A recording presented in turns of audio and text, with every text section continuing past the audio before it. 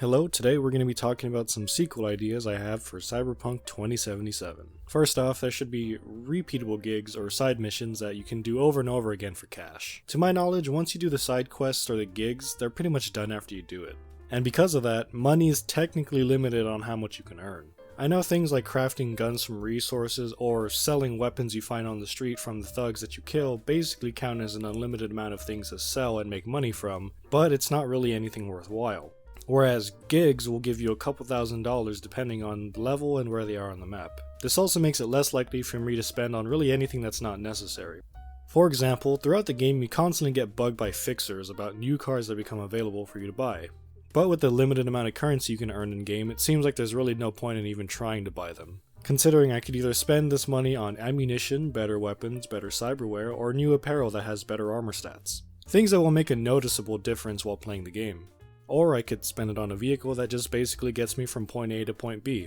But I could also do the same with the fast travel system, and it's free. Because now with a limited currency, I pretty much only spend on what's necessary, so that means going for guns with the best stats, clothing with the best armor ranking, and really only what I need. But if there was a way for me to infinitely grind for more currency in game, this would allow me to spend more on stuff that's just to have fun with. Like a new vehicle, more clothing in general, or just to buy some weapons that might not be the best stats wise but look cool to play with. So really, it opens up freedom if anything. And if it were implemented, it should be a gig that scales to your level and also scales the money that you receive to your level. Or the gig should have multiple levels that unlock later as you get higher levels, so that way you can get more cash but they're also harder to complete. Like for example, levels 1 through 10, 20 through 30, and then 30 through 50 or something like that. But of course the higher level ones you do, the harder they are, but you also get more cash from them. Expanding melee. I recently started playing Cyberpunk with a melee build.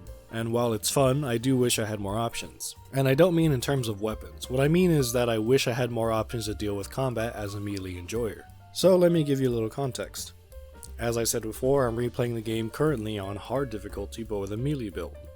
And it's going pretty well so far, but it has shown its weaknesses of melee based combat. And playing on hard makes it more prevalent. When you're using guns, you have the option of smart guns that aim for you, tech guns that can shoot through cover, and power guns which can ricochet bullets. But your enemies have access to those as well. And by far the worst thing to go up against while using a melee is anyone with a shotgun or a tech weapon. It's pretty easy to see why dealing with a shotgun is pretty bad. You're both effective at close range, but the shotgun will usually chunk your health bar, especially at higher difficulties. And any tech weapon simply makes any cover that you're hiding behind just a suggestion. Another thing to add is that you have to run to them to deal damage. And running headfirst into a group of enemies with guns makes you a prime target to get turned into Swiss cheese. And if you survive, you get to play the hidden minigame called Healing Simulator.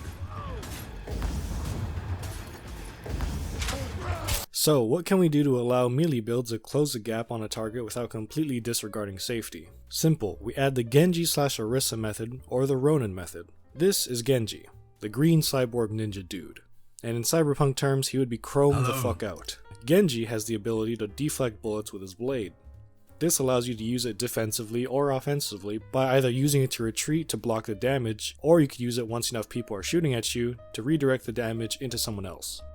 We also have the Orisa variant that comes from our robotic centaur. It's very similar to Genji, the only difference is that she can't reflect the bullets. Instead, she simply deletes them from existence once they touch her spinning javelin. Next, we have the Ronin method. Ronin is basically a walking ninja mech that specializes in close quarters combat.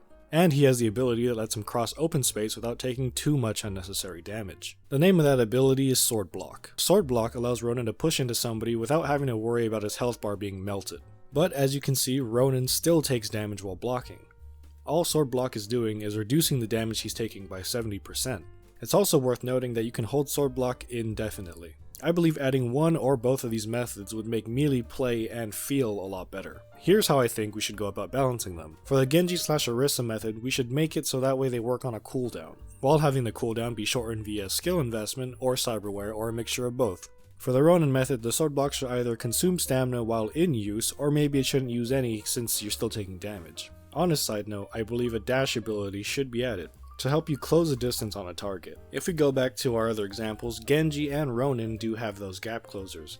If we look at Genji, he has his Swift Strike, gets him from point A to point B in a record amount of time. And if we look at Ronin, he has Phase Dash. These devs understood that melee-based heroes or people that have to play close range should be allowed to close the gap with some sort of dash ability or some way to get them from here to there really fast. And I believe something like that should be added for a melee playstyle, just to allow you to, once again, close the gap, not only with, sword block and the reflect and all that, but also just movement itself. Combos. They should also add melee combos that do something. Now, I'm not talking about fighting game length combos where they require 30 different button presses. I'm talking about simple, maybe max 4 button presses that at the end of the combo have a useful effect. For example, the last hit of a combo has a guaranteed chance to knock someone down, or the last hit of a combo does AoE damage around the target. Something to just give you a little bit of extra utility. Melee with ranged attacks. Lastly, range attacks for melee. It sounds crazy. Now, I'm not saying we should have any blade be able to cross map a sniper. I just want to add a little bit of range to poke someone or deal a little bit of damage from medium range.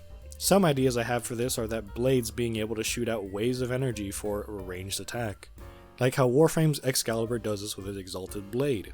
Another idea is for blunt weapons to be able to slam the ground and stun anyone in front of them for a period of time. Kind of like how Reinhardt from Overwatch does this with his Hammer Down. These are just some ideas that I have, but remember that these are not meant to be your main form of damage. You are still meant to run up to somebody and hit them with your melee weapon. They're simply a way for you to maybe finish off a low health enemy without having to completely leave cover in the case of Exalted Blade, or as a way to get added utility as in the case for Hammer Down. But these are just some of the ideas that I've had for a Cyberpunk sequel. If you have any of your own you'd like to share, leave them in the comment section below and we could go over them in a future video. But anyway, thanks for stopping by, I hope to see you again, and as always, have a wonderful morning, noon, or night. Goodbye.